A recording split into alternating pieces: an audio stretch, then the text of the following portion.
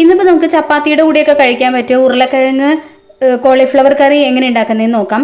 അതിന് വേണ്ടിയിട്ട് ഞാനൊരു പാൻ എടുത്തിട്ട് അതിലേക്ക് കുറച്ച് ഓയിൽ ഒഴിച്ച് കൊടുത്തിട്ടുണ്ട്. അതിപ്പോൾ ഓയിൽ നന്നായി ചൂടായിട്ടുണ്ട്. ഇനി ഇതിലേക്ക് നമുക്ക് ചേർത്ത് കൊടുക്കേണ്ടത് ഒരു മീഡിയം സൈസ് സവാള, ഞാനിവിടെ സ്ലൈസ് ചെയ്തെടുത്തിട്ടുള്ളതാണ്, അത് ഇട്ട് കൊടുക്കാം.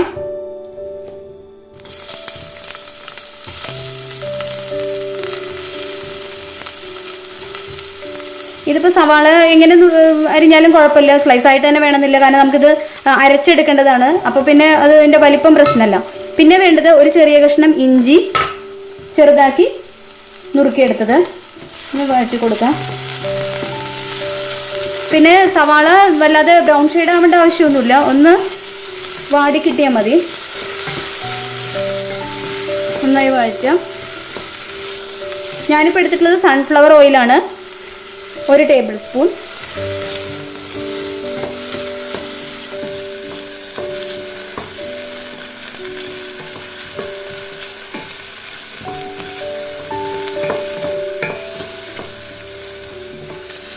പതുക്കെ വഴണ്ടി വരുന്നുണ്ട് സവാള.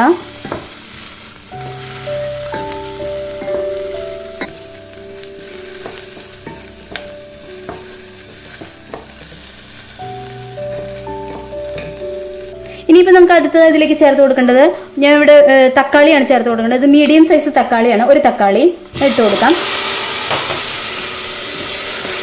മിക്സ് ചെയ്യാം.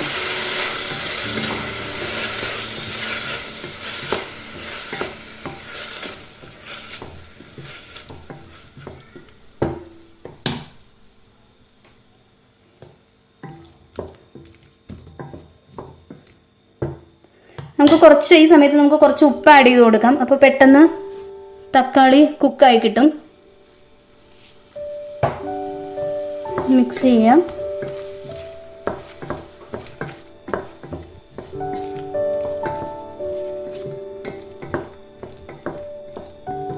ഇനിയിപ്പോൾ നമുക്ക് അതിലേക്ക് ആഡ് ചെയ്ത് കൊടുക്കേണ്ടത് അടുത്തതായി മഞ്ഞപ്പൊടിയാണ്. ഇതിപ്പോൾ 1/2 ടീസ്പൂൺ മഞ്ഞപ്പൊടിയാണ്, അത് ഞാൻ ഇട്ട് കൊടുക്കുക ഇതിലേക്ക്. പിന്നെ വേണ്ടത് 1/2 ടീസ്പൂൺ മുളക് പൊടി, കാശ്മീരി മുളക് പൊടിയാണിത്. പിന്നെ വേണ്ടത് 1 സ്പൂൺ ഗരം മസാല, അത് ഇട്ട് കൊടുക്കാം. നന്നായി മിക്സ് ചെയ്യാം.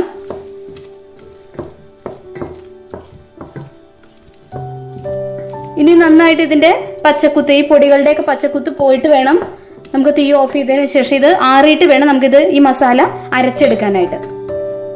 നന്നായി മിക്സ് ചെയ്യാം. തീ കുറച്ച് വെക്കുക, അല്ലെങ്കിൽ പെട്ടെന്ന് ഇത് കരിയും പൊടികളൊക്കെ.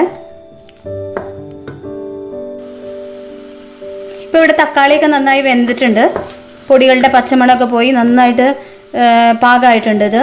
ഇനി ഇത് നമുക്ക് തീ ഓഫ് ചെയ്തതിന് ശേഷം ഇത് കംപ്ലീറ്റ് ആറിയതിന് ശേഷം വേണം അരച്ചെടുക്കാനായിട്ട്. ഞാൻ അതിന് മുമ്പ് ഒരു 8-10 കാഷ്യൂനട്ട് ഇതിൽ ചേർക്കുകയാണ്.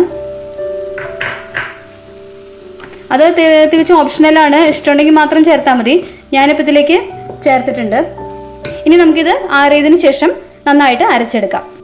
നമുക്ക് ഈ സെയിം പാനിൽ തന്നെ ഈ കറി തയ്യാറാക്കി എടുക്കാം. അതിന് വേണ്ടിയിട്ട് ഞാൻ ഈ പാനിലേക്ക് 1 സ്പൂൺ ഓയിൽ ഒഴിച്ച് കൊടുത്തിട്ടുണ്ട്. ഇപ്പോൾ ഓയിൽ നന്നായി ചൂടായിട്ടുണ്ട്. ഇനിയിപ്പോൾ നമുക്കിതിലേക്ക് കുറച്ച് ജീരകം ഇട്ട് കൊടുക്കാം. നന്നായി മിക്സ് ചെയ്യാം. ഇപ്പോൾ ഈ ജീരകം പൊട്ടുമ്പോൾ നമുക്കിതിലേക്ക് നമ്മൾ അരച്ച് വെച്ചിരിക്കുന്ന ആ മസാല കൂട്ട് ഒഴിച്ചു കൊടുക്കാം. ജീരകം പൊട്ടിയിട്ടുണ്ട് ഇപ്പോൾ ഇവിടെ. അപ്പോൾ ഈ മസാല കൂട്ട്, നന്നായി അരച്ച് വെച്ചിരിക്കുന്ന മസാല കൂട്ട് ഒഴിച്ചു കൊടുക്കാം.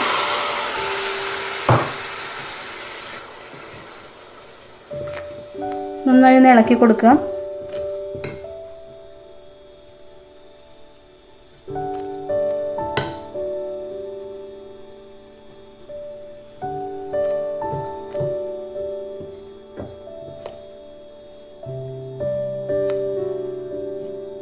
ഇനിയിപ്പോൾ ഇത് നമുക്ക് ഇതിലേക്ക് ചേർത്ത് കൊടുക്കേണ്ടതെന്ന് പറയുന്നത് ഉരുളക്കിഴങ്ങാണ്.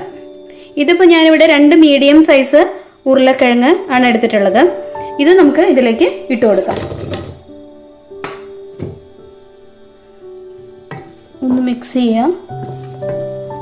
ഇനി ഇത് നന്നായി വേവിച്ചെടുക്കണം. അതിന് വേണ്ടിയിട്ട് ഞാനിവിടെ 1/2 കപ്പ് വെള്ളമാണ് ഒഴിക്കാൻ പോണത്. അതിപ്പോൾ ഗ്രേവി അനുസരിച്ച് വെള്ളം കൂട്ടിയും കുറച്ച് അങ്ങനെ ഓരോരുത്തരുടെ ഇഷ്ടം അനുസരിച്ച് ചെയ്യാം. ഞാനിപ്പോൾ 1/2 കപ്പ് വെള്ളമാണ് ഒഴിച്ചു കൊടുക്കാൻ പോണത്. നന്നായി ഒന്ന് ഇളക്കാം.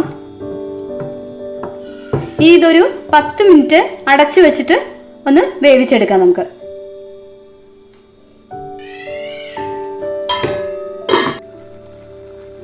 ഇവിടെ ഉരുളക്കിഴങ്ങ് നന്നായി വെന്തിട്ടുണ്ട്. നമുക്കൊന്ന് നോക്കാം. കണ്ടില്ലേ, നന്നായി വെന്തിട്ടുണ്ട്. ഇനിയിപ്പോൾ ഞാൻ അടുത്തത് ഇതിലേക്ക് ആഡ് ചെയ്യാൻ പോണത് കോളിഫ്ലവർ ആണ്. ഇത് 1 കപ്പ് കോളിഫ്ലവർ ആണുള്ളത്. ഇതിപ്പോൾ ഇതിലേക്ക് നമുക്ക് ചേർത്ത് കൊടുക്കാം. നന്നായി ഒന്ന് ഇളക്കി കൊടുക്കുക. ഞാൻ കുറച്ച് വെള്ളം കൂടി ആഡ് ചെയ്യുന്നുണ്ട് ഇതിലേക്ക്. നന്നായി മിക്സ് ചെയ്യാം.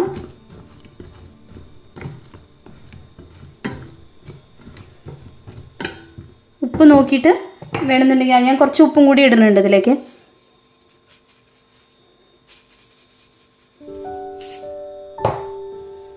നന്നായി മിക്സ് ചെയ്യാം. ഇനി ഇത് വീണ്ടും അടച്ചു വെച്ചതിന് ശേഷം ഒരു 15 മിനിറ്റ് വേവിച്ചെടുക്കാം.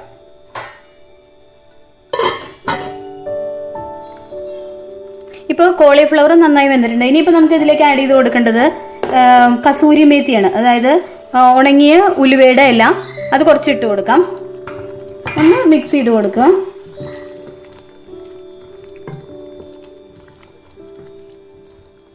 ഇനിയിപ്പോൾ നമുക്ക് ഇതിലേക്ക് ചേർത്ത് കൊടുക്കേണ്ടത് പറയുന്നത് മല്ലിയിലയാണ്. കുറച്ച് മല്ലിയില തൂവി കൊടുക്കാം.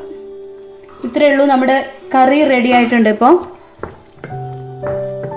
നല്ലൊരു കറിയാണ്. ചപ്പാത്തിയുടെ കൂടെയൊക്കെ കഴിക്കാൻ പറ്റിയ നല്ലൊരു കറിയാണിത്. അപ്പോൾ എല്ലാവരും ഇത് ട്രൈ ചെയ്ത് നോക്കുക. ഇഷ്ടമായിട്ടുണ്ടെങ്കിൽ ലൈക്ക് ചെയ്യാനും ഷെയർ ചെയ്യാനും സബ്സ്ക്രൈബ് ചെയ്യാനും മറക്കരുത്. മറ്റൊരു വീഡിയോയുമായി നമുക്ക് വീണ്ടും കാണാം. അതുവരെ ടേക്ക് കെയർ. ബൈ.